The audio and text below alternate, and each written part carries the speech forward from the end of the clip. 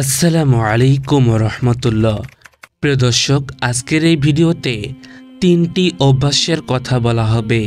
যে তিনটি অভ্যাস কারো মাঝে থাকলে সেই ব্যক্তি জাহান্নামে যাবে। ভিডিওটি শেষ পর্যন্ত দেখুন।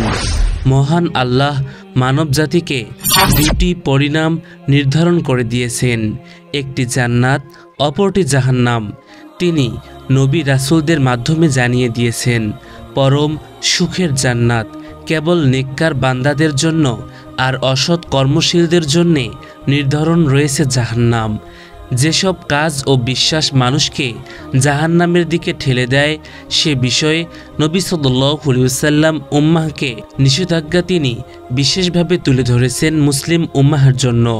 তেমনটি তিনটি বড় গুনাহ আজকের এই ভিডিওতে আলোচনা করা হবে, যেসব গুনাহ বান্দাকে জাহান্নামের দিকে নিয়ে যায়।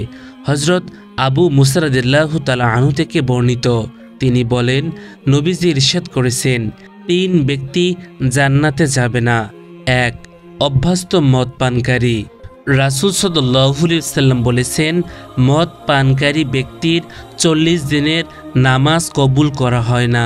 সে তওবা করলে তবে আল্লাহ তার তওবা কবুল করেন। যদি আবার সে মদ পান করে তাহলে আল্লাহ তাআলা তার 40 দিনের নামাজ কবুল করেন না। এভাবে যদি সে মদ পান করায় লিপ্ত থাকে তাকে আল্লাহ তাআলা নাহরুল খাবাল হতে পান করাবেন। প্রশ্ন করা হলো, হে আবু আব্দুর রহমান ইবনে উমার, খাবাল নামক ঝর্ণাটি কি? তিনি বললেন, জাহান্নামীদের পুঁজির ঝর্ণা। তিরমিজি 1862। আল্লাহ তাআলা বলেন, হে বিশ্বাসীগণ, মদ, জুয়া, পূজার বেদী ও ভাগ্য নির্ণায়ক স্বর হচ্ছে শয়তানের অপবিত্র কাজ। সুতরাং তোমরা তা বর্জন করো যাতে তোমরা কল্যাণপ্রাপ্ত হও। সূরা মাইদা 2। আত্মীয়তার বন্ধন ছিন্নকারী।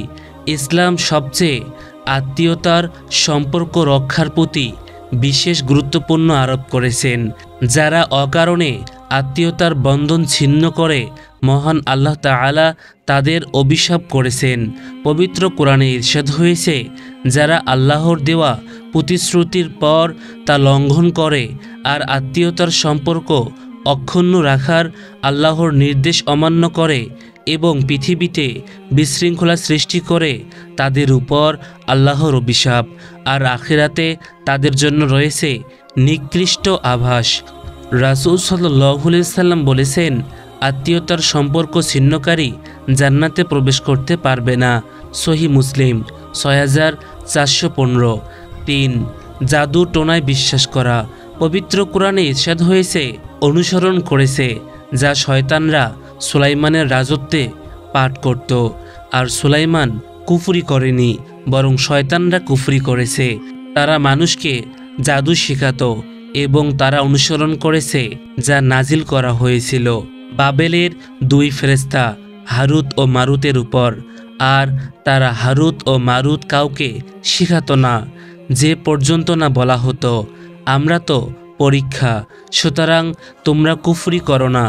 এরপর তারা এদের কাছ থেকে শিখত, যার মাধ্যমে তারা পুরুষ ও তার স্ত্রীর মধ্যে বিচ্ছেদ ঘটাতো, অথচ তারা তার মাধ্যমে কারো কোনো ক্ষতি করতে পারত না আল্লাহর অনুমতি ছাড়া। আর তারা শিখত যা তাদের ক্ষতি করত, তাদের উপকার করত না, এবং তারা অবশ্যই জানত যে যে ব্যক্তি তা ক্রয় করবে আখিরাতে তার কোনো অংশ থাকবে না, আর তা নিশ্চিত রূপে কতই না মন্দ, যার বিনিময় তারা নিজেদের বিক্রি করছে, যদি তারা জানত। সূরা বাকারা। এই আয়াত দ্বারা সুস্পষ্ট হয়ে যায় যে জাদু টোনার নিজস্ব কোনো শক্তি নেই, বরং আল্লাহর পূর্ণ নির্ধারিত জাগতিক নিয়ম ও নির্দেশেই তা প্রভাব বিস্তার করে থাকে।